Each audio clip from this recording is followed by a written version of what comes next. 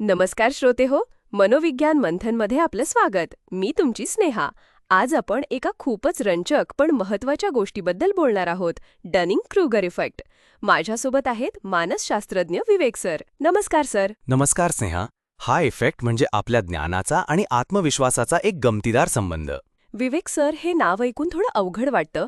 अगदी सोप्या भाषेत सांगू शकाल का? नक्कीच. सोप्या शब्दांत सांगायचं तर, ज्याला खूप कमी माहिती असते त्याला वाटतं की त्याला खूप जास्त माहिती आहे, आणि याउलट ज्याला खरोखरच खूप जास्त माहिती असते त्याला कधीकधी वाटतं की त्याला अजून खूप काही शिकायचं आहे किंवा इतर सगळ्यांनाही तेवढंच माहिती असेल.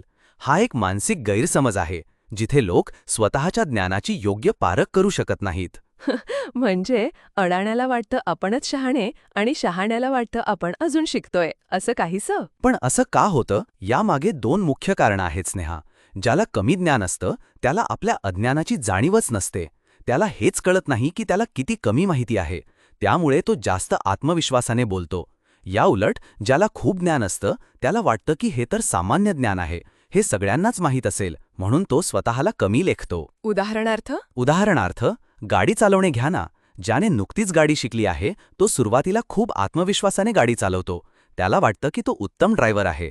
पण अनुभवी ड्रायव्हर मात्र अधिक सावध असतो, कारण त्याला रस्त्यावरचे धोके आणि कौशल्याची खोली माहीत असते.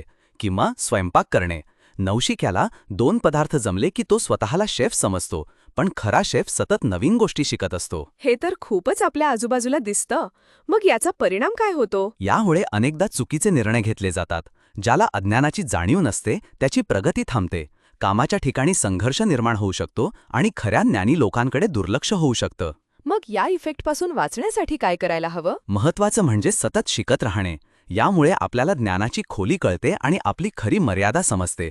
दुसरं, लोकांकडून प्रामाणिक अभिप्राय मागा. स्वतःच्या चुका मान्य करा आणि त्यातून शिका.